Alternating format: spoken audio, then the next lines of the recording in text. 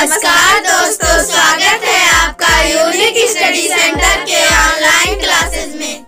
नमस्कार दोस्तों, मैं विकास और आप देख रहे हैं यूनिक स्टडी सेंटर। तो आज हम क्या आपके लिए हिंदी की क्लास में क्या लेके आए हैं, छंद और उसके प्रकार की बात करने वाले हैं। आज हम छंद और उसके प्रकार की बात करने वाले हैं हिंदी क्लास। इसके पहले हमारा क्या रस की क्लास चल चुकी है, अलंकार की क्लास चल चुकी है।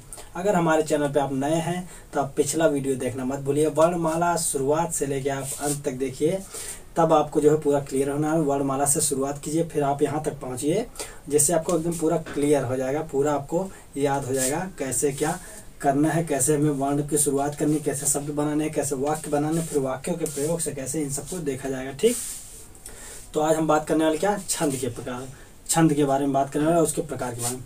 तो देखिए, सबसे पहले तो छंद क्या है।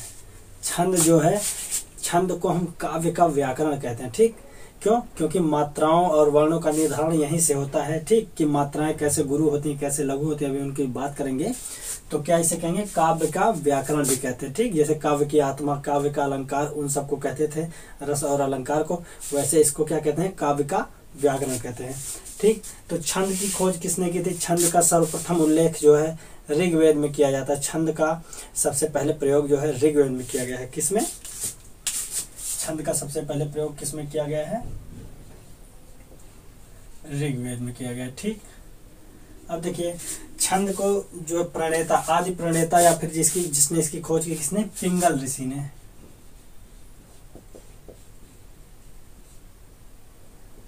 पिंगल ऋषि ने छंद की खोज की। इसीलिए इन्हीं के नाम के आधार पे हम छंद को क्या कहते हैं, छंद को क्या कहते हैं, पिंगल भी कहते हैं। ठीक, और क्या बताया हमने, इसे हम काव्य या फिर पद्य का क्या कहते हैं, काव्य या पद्य का व्याकरण कहते हैं। ठीक, तो क्या हमने जाना, सर्वप्रथम इसका प्रयोग उल्लेख जो हमें ऋग्वेद में मिलता है, पिंगल ऋषि ने इनकी खोज की। इनके आदि प्रणेता थे जिन्होंने अपने नाम के ऊपर छंद को क्या, पिंगल बोला। ठीक, और काव्य या फिर पद्य का व्याकरण किसे कहते हैं, हम छंद को कहते हैं। ठीक, तो हमने बात की इतना।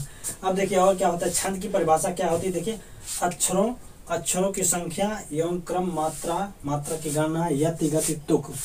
ठीक, इतना जो हो गया। ठीक, आज से संबंधित विशिष्ट नियमों से हम पद्यांशों की रचना करते हैं, जिसे हम छंद कहते हैं। ठीक, अभी ये सब जो हमने बताया है वो छंद के क्या है, ये छंद के अवयव या फिर अंग होते हैं। ठीक, अब बात करते हैं क्या, छंद के अंग कौन से हैं। ठीक,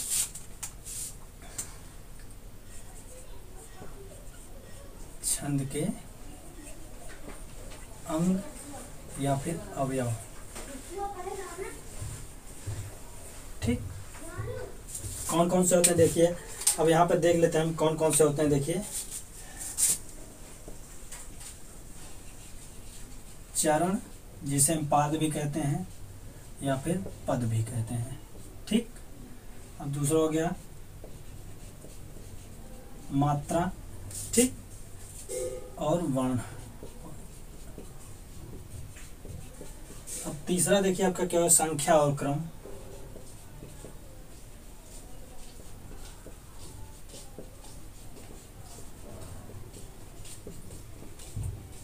चौथा आपका हो गया गति। पांचवा हो गया यति और विराम।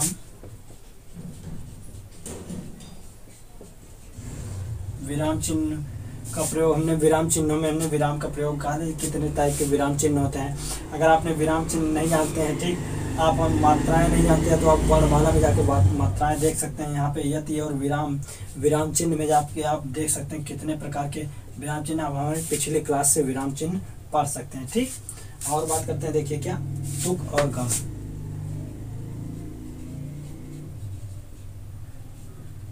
सातवां क्या हो गया, गण।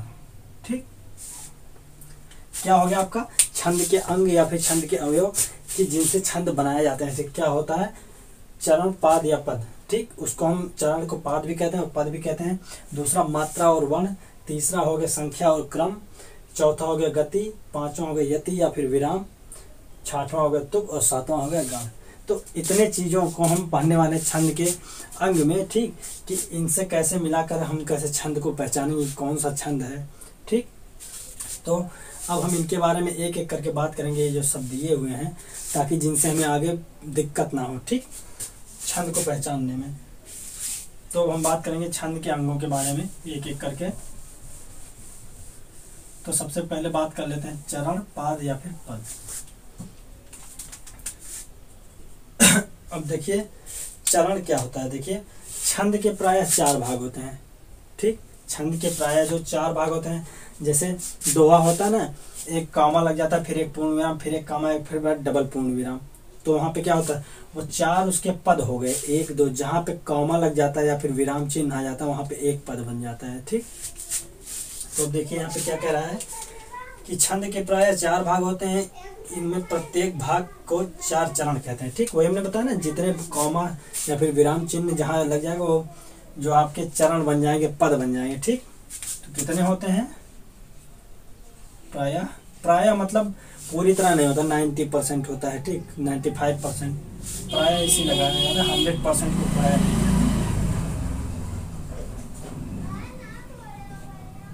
पद या फिर चरण होते हैं, ठीक। और देखिए क्या, कुछ छंदों में चरण तो 4 होते हैं, लेकिन वे लिखे 2 ही पंक्तियों में जाते हैं। जैसे क्या, एक पंक्ति लिखा गया, फिर कॉमा लगा के फिर उसके आगे फिर एक, जैसे दोहा होता है, सोरठा होता है, ठीक। तो हमने क्या बताया, पंक्ति 2 होते हैं, वो चरण हो गया, और पंक्ति जैसे आपका 2 होता है, कुछ, सभी में नहीं, क्या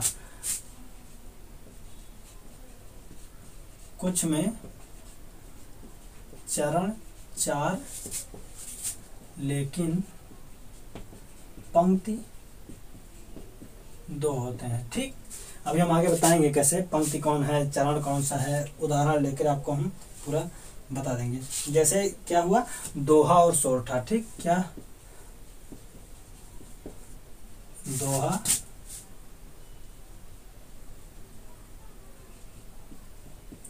सोरठा आदि, ठीक। और देखिए क्या, हिंदी में कुछ छंद 6 पंक्तियों में लिखे जाते हैं, ऐसे छंद 2 छंदों के योग से बनते हैं, ठीक। क्या हुआ, 2 छंदों के योग से बने, कितने पंक्ति में हो जाएंगे, 6 पंक्ति में, ठीक। जैसे अभी हम पढ़ेंगे आगे कौन से होते हैं, जैसे कुंडलिया हो गया, छप्पर हो गया, कुंडलिया हो गया, छप्पर हो गया, ठीक। ये आपका क्या हो गया, 6 पंक्तियों वाले। अब देखिए क्या, चरण 2 प्रकार के होते हैं, ठीक, चरण भी 2 प्रकार के होते हैं। अभी तक तो हम चरण और पंक्तियों, चरण कितने प्रकार के होते हैं, चरण जो है 2 प्रकार के होते हैं, ठीक। कौन कौन से, एक देखिए विषम और दूसरा हो गया सम। अब देखिए विषम और सम आपने मैथ में पढ़ा हो क्या, 1 3 5 ये सब विषम है ना, 1 3 5 7 9 ये सब विषम है, और सम कौन से होंगे, 2 4 6, ठीक। विषम में जैसे 1 3 5, और सम में हो गया 2 4 6, ठीक। तो ये सब क्या हो जाएंगे आपके विषम और सम के। बात होगी हमें चरण कितने प्रकार के, 2 होते हैं, सम और विषम, ठीक। अब देखिए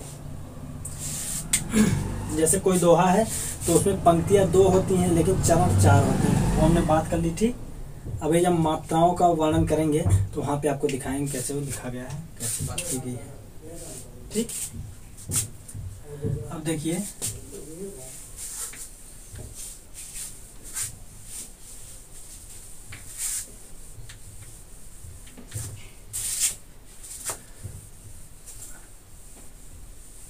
अब हम बात करते हैं क्या, वर्ण और मात्रा की।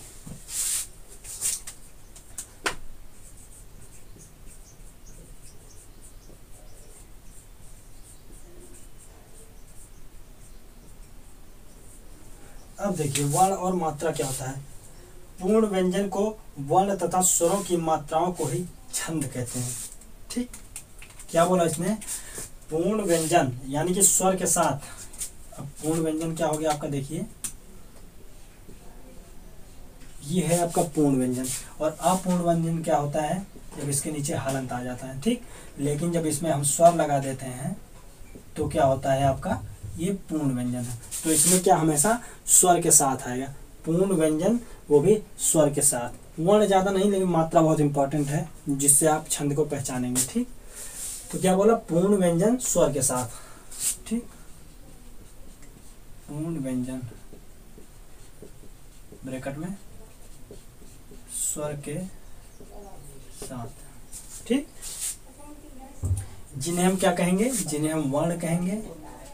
पूर्ण व्यंजन स्वर के साथ जो होंगे उन्हें वर्ण कहेंगे, तथा स्वरों की मात्राओं को ही छंद की मात्रा कहते हैं। अब जैसे ये मात्रा हो गया ना, ठीक, तो इनको क्या हम छंद की मात्रा, और क्या, स्वरों की मात्रा क्या होगा, छंद की मात्रा। अब देखिए मात्रा कौन कौन सी है। पहले तो हम बात करेंगे स्वरों की, बात करेंगे कौन कौन से, आ, ठीक, इ, उ, री, ए, ऐ, ओ, औ, अंग, आहा। अब देखिए छंद में जो अंग और आहा भी जोड़े जाएंगे। अयोग वाह है, वहाँ पे वर्णमाला में अयोग वाह थे, लेकिन इनको यहाँ पर इनको भी लिया जाएगा। अब देखिए इसमें से कौन सा गुरु है, लघु, ठीक, गुरु और लघु। अब देखिए मात्रा में गुरु क्या होता है, गुरु, दो मात्राएं होती हैं छंद में, गुरु और लघु। गुरु को कुछ ऐसे या साकार का लिखते हैं, ठीक, और लघु को विराम चिन्ह की तरह। इसका गिनती में कितना होता है, 2 होता है। इसको गिनती में कितना लिखते हैं, 1 लिखते हैं, ठीक। गुरु को 2 बोलते हैं गिनती में, और लघु को 1 बोलते हैं, ठीक। अब देखिए इसमें लघु की मात्रा कौन कौन सी हो गई आपकी, आ, इ, उ, री, ठीक। आ, इ, उ और री। मतलब जितना हमने बॉक्स में बना दिया, छोटा आ, छोटी ई, छोटा ऊ और री, ये हमारे क्या हो गए, ये हमारे हो गए लघु, ठीक। ये चारों हमारे लघु हो गए। बाकी जो बचे हैं, बाकी जितने बचे हैं वो सब क्या हो जाएंगे, ये सब, ठीक, ये सब क्या हो जाएंगे, दीर्घ हो जाएंगे या फिर गुरु, ठीक। इनको हम क्या लिखेंगे, ऐसे लिखेंगे यस के आकार में। इनको हम क्या लिखेंगे, ऐसे लिखेंगे लघु, ठीक। तो मात्राएं क्या होगी, गुरु और लघु। अब इनकी मात्रा हमने बताया कैसे लगेगी।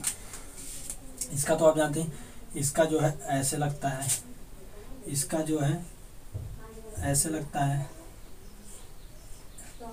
इसका जो है ऐसे लगता है, बड़ी, छोटा हुआ ऐसे, बड़ा हुआ ऐसे। री को ऐसे लिखेंगे, ए को ऐसे लिखेंगे, ऐ को ऐसे लिखेंगे, ओ की मात्रा ये होगी, औ की मात्रा ये होगी, और अंग की ऐसे होगी, और आहा की ऐसे होगी, ठीक। क्या हो गया हमारा, ये सब हमारी मात्राएं होगी, ठीक। क्या मात्राएं होगी, ये सब हमारी जो है मात्राएं। गुरु कौन सी होंगी, दीर्घ कौन सी होंगी। अब देखिए और थोड़ा सा बात कर लेते हैं, चंद्र बिंदु की बात कर लेते हैं थोड़ा सा ना। तो चंद्र बिंदु क्या होता है, चंद्र बिंदु जो है लघु में आएगा, ठीक। चंद्र बिंदु जो है लघु में आएगा, इसकी बात हो गई। और कौन सा आपका बचा, और बात करते हैं हम गुरु में। गुरु में एक दो और नियम की बात, कैसे, संयुक्त अक्षर, संयुक्त अक्षर से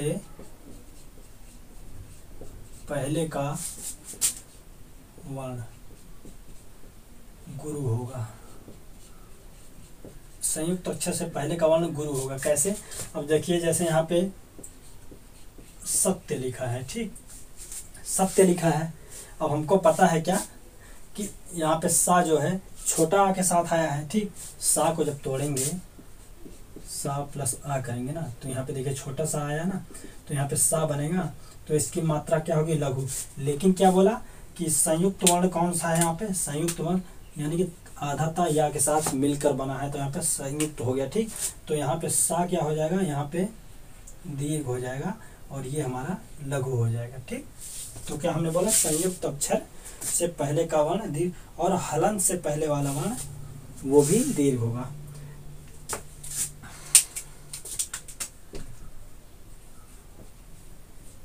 हलंत से पहले का वर्ण दीर्घ होगा। ठीक, अब कैसे, हलंत से पहले देखिए क्या होगा, जैसे लिखा है राजन, ना के नीचे हलंत लगा। ठीक, जब ना के नीचे हलंत लगा है, जा तो है यहाँ पे लघु क्योंकि जा प्लस छोटा आया है, लेकिन जब हलंत का वर्ड आ गया, हलंत का जो है यहाँ पे हलंत का जो है वर्ण आ गया, तो यहाँ पे क्या हो जाएगा, ये तो हो जाएगा दीर्घ। ठीक, ये भी दीर्घ होगा क्योंकि इसमें बड़ा मात्रा है, लेकिन ये हम बात इसकी कर रहे हैं इसलिए इसको अभी नहीं दिखाएंगे, कंफ्यूजन हो जाएगी।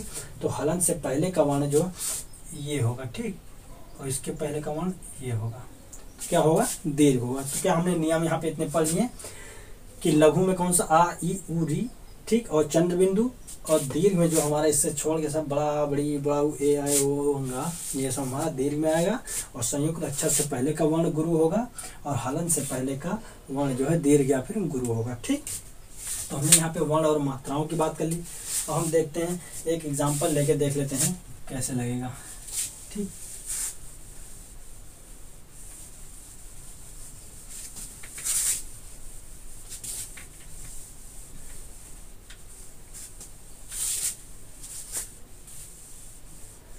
अब एक एग्जाम्पल लिख लेते हैं यहाँ पे हम कि कैसे आपका दीर्घ और लघु हम पहचानेंगे। ठीक,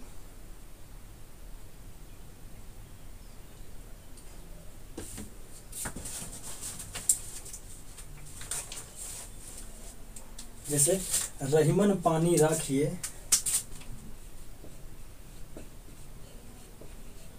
रहीमन पानी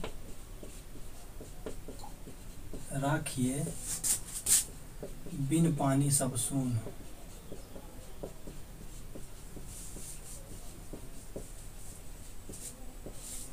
अब पानी गए न उभरे,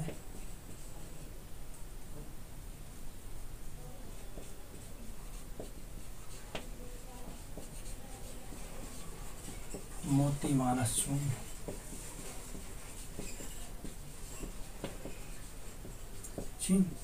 ठीक, क्या होगा, रहीमन पानी राखिए, बिन पानी सब सून, और पानी गए न उबरे, मोती मानस चून। अब देखिए हमने क्या बात किया था, चरण की बात की थी ना। अब यहाँ पे देखिए चरण कितने हो गए, यहाँ पे विराम आया, विराम के पहले जो भी आएगा, जहाँ पे विराम लग जाएगा वहां पे एक चरण या फिर पाद बन जाएगा। ये हमारा पूरा पंक्ति हो गया। तो पंक्ति कितनी हो गई, 2 पंक्ति हो गई। ठीक, और चरण कितने हो गए, 1 2 3 और 4 चरण हो गए इसमें। ठीक, तो हमने यहाँ पे क्या देख लिया, चरण देख लिया और पंक्तियों की बात कर ली। ठीक, अब हम यहाँ पे मात्राओं की बात कर लेते हैं कि मात्राएं कैसे लगेंगी। ठीक, अब देखिए क्या, रा है इसमें छोटा आया तो लघु होगा, हा पे छोटी की मात्रा आया तो लघु होगा, ये लघु लघु, ये बड़ा का मात्रा आया तो यहाँ पे दीर्घ होगा, बड़ी की मात्रा आई तो दीर्घ होगी, यहाँ पे दीर्घ होगी, यहाँ पे लघु होगा, यहाँ पे दीर्घ होगा। ए बताया था ना, ए ऐ ओ अंगा सब दीर्घ में आएगा। अब यहाँ पे छोटी की मात्रा तो लघु लघु, दीर्घ दीर्घ, लघु लघु और दीर्घ लघु। ठीक, अब यहाँ पे जोड़िए, देखिए इसका वैल्यू कितना होता है, इसका 1 होता है, इसका 1 होगा 1 होगा 1 होगा, इसका 2 होगा 2 2 1 2, दीर्घ को 2 और लघु को 1। ठीक, 1 1 2 2 1 1 2 और 1। अब यहाँ पे जोड़ेंगे, देखिए क्या, 1 2 3 4। ठीक, 2 6 2 8 2 10 11 और 2 13। तो एक चरण में कितने आ गए, यहाँ पे 13 आ गए। ठीक, और दूसरे चरण की बात करते हैं, 2 2 4 2 6 1 7 8 2 10 11 11 मात्रा। ठीक। तो अभी हम देखेंगे कैसे 13 और 11 होगा तो सोरठा होगा कि दोहा होगा, उनकी आगे हम बात करेंगे जब हम दोहा सोरठा का एग्जाम्पल। यहाँ पे हमने आपको एक मात्रा सिखा दी कैसे लेते हैं और कैसे इसकी गिनती करते हैं, ठीक। तो यहाँ पे हमने मात्रा और पंक्तियों की बात कर ली, तो वर्ण और मात्रा की बात हो चुकी है। अब हम आगे क्या बात करने वाले हैं, आगे बात करने वाले संख्या और क्रम।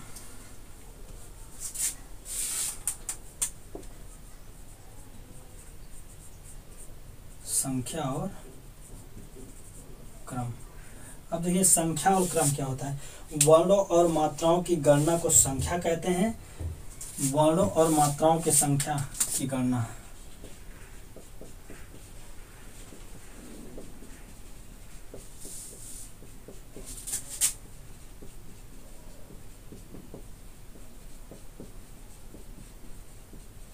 ठीक।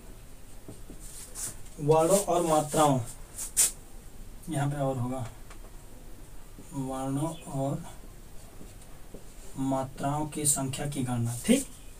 तो अभी हमने मात्राओं की गणना की, वो हमने बता ही दिया है। और क्या लिखा है, लघु मात्रा की संख्या तथा एक दीर्घ मात्रा की संख्या 2 होती है, वो हमने बता दिया। लघु की 1 होती है, दीर्घ की 2 होती है, ठीक। और क्या है, लघु गुरु के स्थान निर्धारण को क्रम कहते हैं, ठीक। लघु तथा गुरु के स्थान निर्धारण को क्रम कहते हैं, ठीक। वो भी हमने कह दिया कि कब लघु होता है, कहाँ पे गुरु होता है, तो एक क्रम में होता है, ठीक। तो जब इनको क्रम में लगाएंगे तभी कोई एक सार्थक शब्द बनेगा, ठीक। अब जो रहीमन को अगर हमने यहाँ पे दीर्घ कर दिया, रहीमन कर दिया, तो उसका एक सार्थक मतलब नहीं निकलता ना, लेकिन तो इसीलिए यहाँ पे एक क्रम का निर्धारण किया गया है। तो जिसे क्रम कहेंगे उनकी गिनती को जो हम क्या कहेंगे, गणना कहेंगे या फिर संख्या कहेंगे, ठीक। तो इतना हो गया। अब हम क्या बात करेंगे, अब हम बात करेंगे गति की बात करने वाले हैं। संख्या और क्रम हो गया। अब छंद की कौन सा अंग की बात करेंगे, हम गति की बात करेंगे।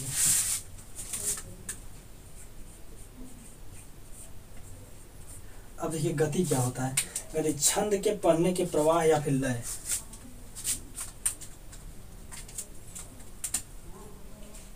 छंद के पढ़ने के प्रवाह या लय को गति कहते हैं, ठीक। कैसे, अब देखिए रहीमन पानी राखिए बिन पानी से सून, ठीक। अब इनको एक लय में पढ़ा जाए, रहीमन पानी राखिए बिन पानी सब सून। यहाँ पर आप कहेंगे रहीमन, फिर थोड़ी देर बाद रुक के पानी, फिर थोड़ी देर बाद रुक के कहेंगे राखिए। तो ये नहीं, एक गति का निर्धारण होता है, कितने विराम में हमको कितना बोलना, कितना विराम लेना, ठीक। जैसे रहीमन पानी राखिए, फिर कॉमा लगा, फिर थोड़ा सा ठहराव लेना है, ठीक। बिन पानी सब सून, विराम चिन्ह पूर्ण विराम लगा, थोड़ा ज़्यादा ठहराव लेना है। यहाँ पे डबल पूर्ण विराम है, और ज़्यादा ठहराव लेना है, ठीक। तो पढ़ने की प्रवाह मतलब कितना तेज पढ़ना है और किस लय में पढ़ना है, उसी को हम क्या गति कहेंगे। अब देखिए बात करते हैं यति तथा विराम।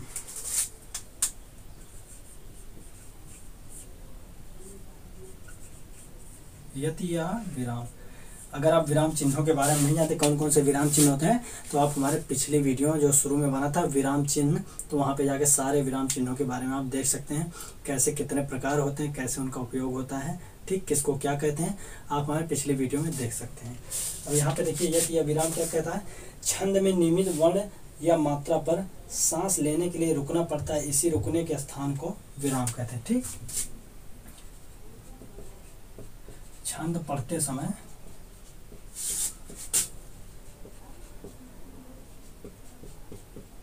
सांस लेने के लिए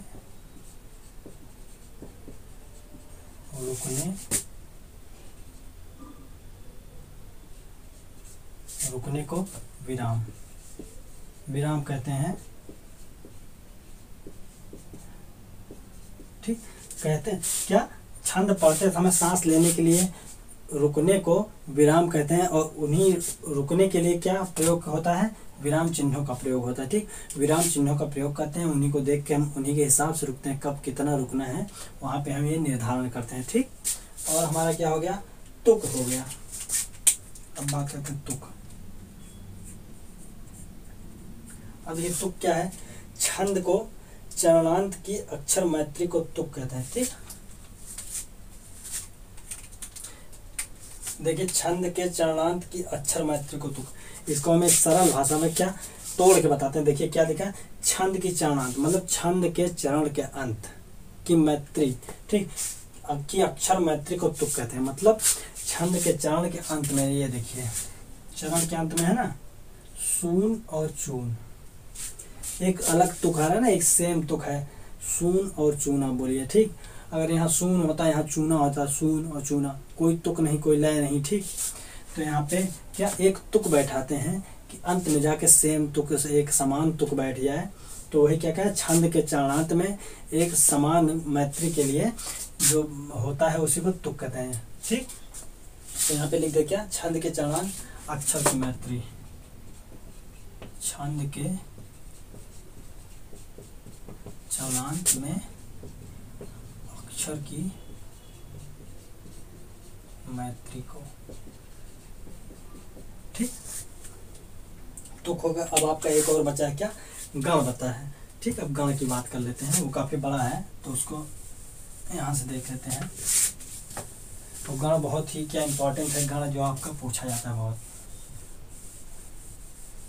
ठीक, यति गति लय तुक ये सब तो नहीं पूछा जाता है, लेकिन गण आपका बहुत पूछा जाता है एग्जामों में, तो इसलिए इसको हम अच्छे से जानेंगे। अब देखिए गण की बात करते हैं। अब गण क्या होता है, गण का अर्थ है समूह, जैसे लोक गण है, जनता समूह कहते हैं ना, गण है, वृंद है, ये सब क्या एक समूहवाचक संज्ञा है। ठीक, तो यहाँ पे गण का मतलब क्या होता है, समूह होता है। ठीक, अब देखिए क्या कह रहा है, यह समूह 3 वर्णों का होता है। गण में 3 ही वर्ण होते हैं। गण में कितने वर्ण होते हैं, गण में 3 वर्ण होते हैं। अब देखिए क्या, ना अधिक ना कम। ठीक, अब क्या कह रहा है, लघु गुरु के नियत क्रम से 3 वर्णों का समूह। इसकी परिभाषा क्या, लघु गुरु के नियत क्रम से 3 वर्णों का समूह, जिसे हम क्या कहते हैं, जिसे हम गण कहते हैं। ठीक, अब गणों की संख्या कितनी है, गण की संख्या जो है 8 है। ठीक, अब गणों को याद रखने के लिए एक सूत्र बनाया गया है। अब 8 गण हैं और सब में 3 वर्ण है, आपको इतनी आसानी से तो याद होने वाला नहीं, इसलिए उनको याद करने के लिए एक सूत्र बनाया गया है। कौन सा सूत्र है, आप सूत्र को बहुत यहाँ लिख देता हूँ।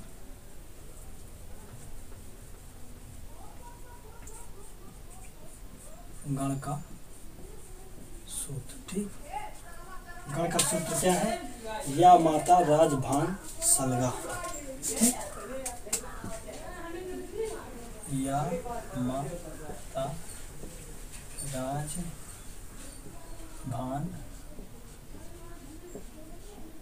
सलगा।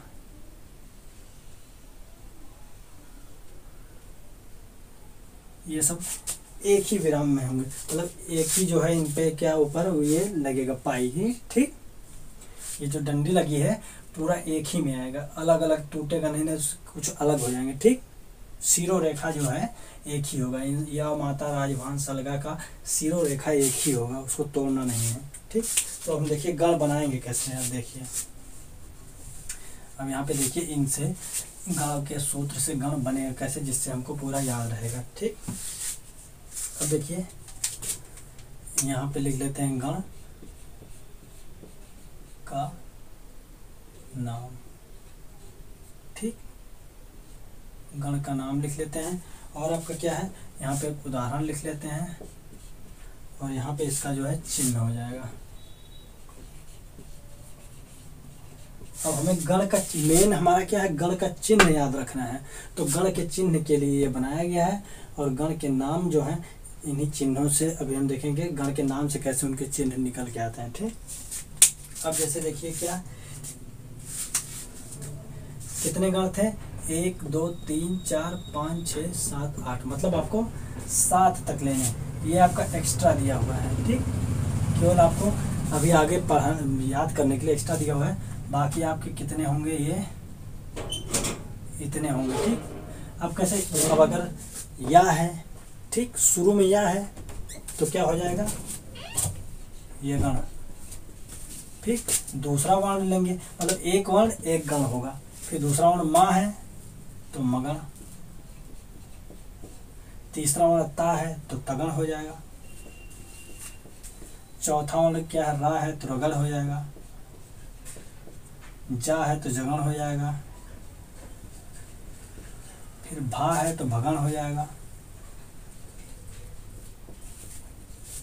ना है तो नगण हो जाएगा, और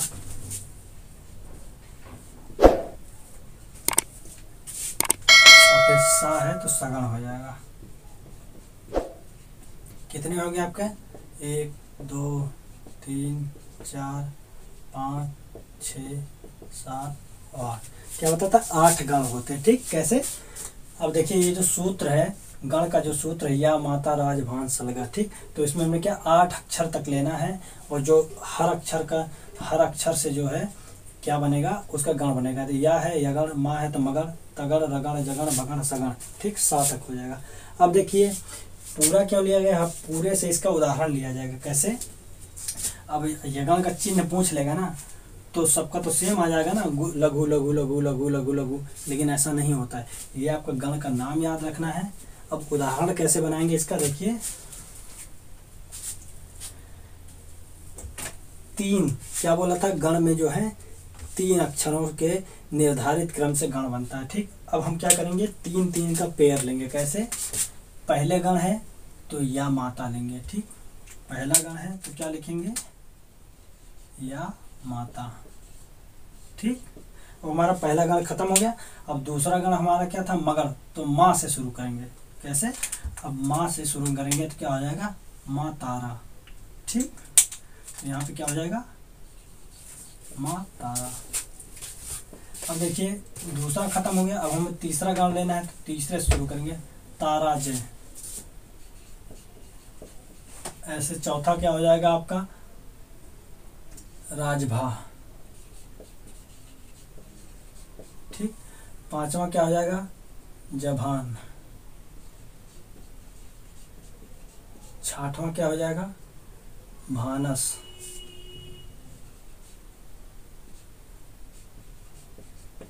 पांचवा क्या, छठवां क्या हो जाएगा, नासाला। अब देखिए ये दो वर्ण एक्स्ट्रा क्यों दिए थे हमने, क्योंकि अब जो यहाँ तक तो हो गया, नासा तक, यहाँ भानस तक हो गया था ना, लेकिन ला जो कैसे आया, ला इसके लिए प्रयोग होगा और गा इसके लिए। अब क्या बचा हमारा, सलगा, इसके लिए क्या हो जाएगा, सलगा। ठीक, तो देखिए ऐसे क्या हो गया आपका, यगण मगण तगण आपके एक एक अक्षरों से हमने कर लिया। इसका उदाहरण जो है 3 का पेयर लेके कर लिया। ठीक, अब इनसे जो हमारा क्या बनेगा, इनसे हमारा जो है चिन्ह का निर्धारण। कैसे, चिन्ह कैसे बनेगा, देखिए इसका हो गया लघु, इसका हो गया गुरु, इसका हो गया गुरु। ठीक, तो इसके चिन्ह का निर्धारण यहाँ कैसे हो जाएगा, देखिए पहला क्या है, लघु गुरु गुरु, लघु गुरु गुरु। दूसरा क्या है, गुरु गुरु गुरु।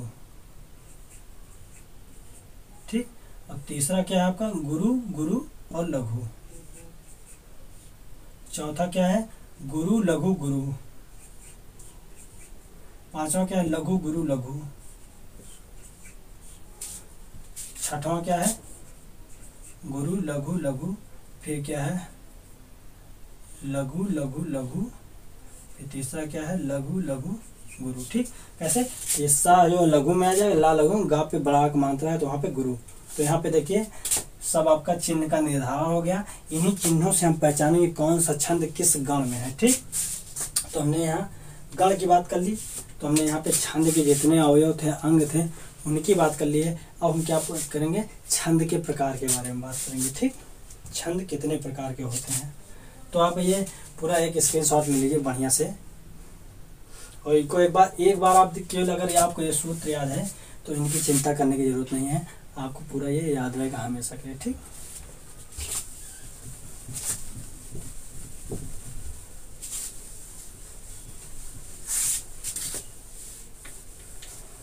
अब क्या बात करने वाले हैं, छंद के प्रकार।